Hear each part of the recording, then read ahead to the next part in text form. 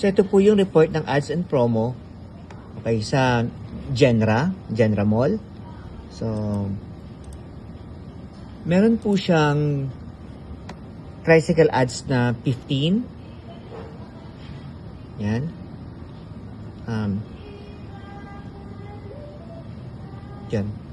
Tapos meron ang ano ko lang dito, ang concern ko lang dito, yung pagkakabit, yung ikabit na lang natin ng maayos yung iba kasi yung iba as per checking and nakikita nyo naman po hindi nakakabit ng maayos. So yun, paayos na lang. Tapos dito naman, ang next naman nila sa streamer, good sila dito sa streamer.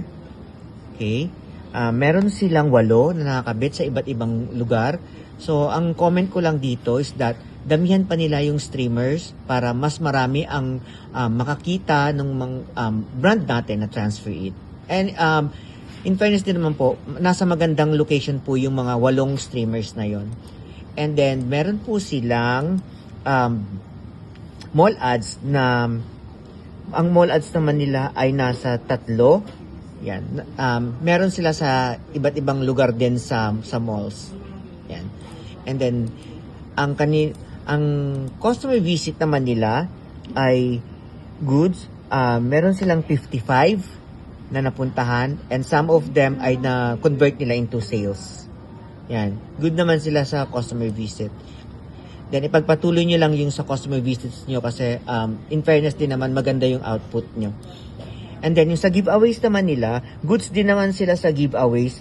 And then nakapamigay sila ng 166 giveaway. And then meron pa silang good for 2 to 3 months pa yung giveaways sila na natitira sa store inventory nila.